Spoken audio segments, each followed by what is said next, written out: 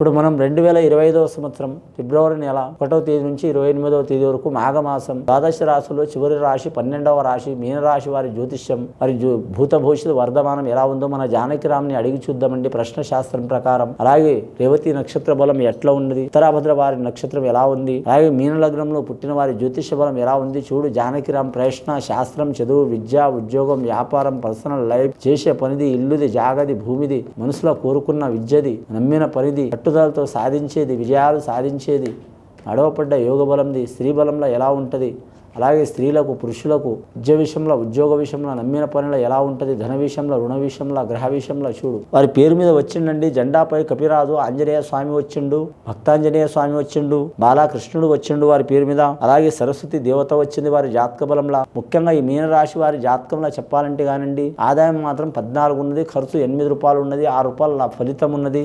సాయం చేసేవారు 4 ఉన్నారు, ఇబ్బంది పెట్టేవారు కూడా 4 ఉన్నారు.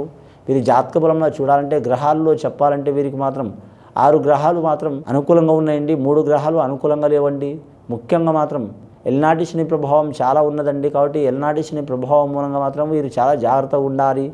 ముఖ్యంగా వీరి జ్యోతిష బలంలో చూడాలంటే మాత్రం వీరి జాతకంలో చూడాలంటే మాత్రం ఏ పని చేసినా మాత్రం ముఖ్యంగా ఆంజనేయ స్వామి అలాగే రామాలయంలో పోయి సీతారామ ఆంజనేయ స్వామిని పూజ చేయటం చాలా వరకు మంచిదండి.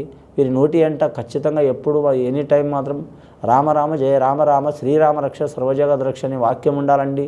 ఆ శని ప్రభావం మాత్రం తగ్గే అవకాశం ఉంది, మనోధైర్యం పెరిగే అవకాశం ఉంది, ఏ పని చేసినా కలిసి వచ్చే అవకాశం ఉంటుంది. అలాగే ఆంజనేయ స్వామికి మాత్రం కానీ ఎర్రని సింధూరంతో మాత్రం పూజ చేయటం చాలా వరకు మంచిది.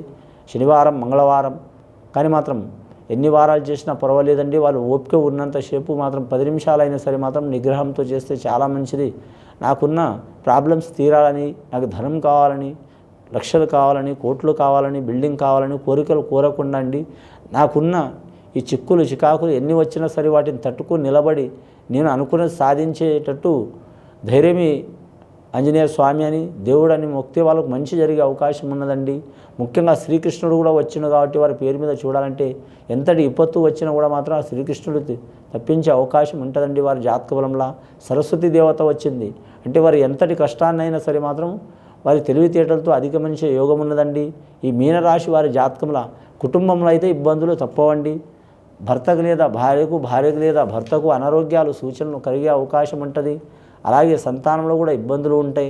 అలాగే మగవారు కావచ్చు ఆడవారు కావచ్చు వివాహమైన వారు అత్తమాల సైడు తల్లంల సైడు ఖచ్చితంగా ఇబ్బందులు వస్తాయి.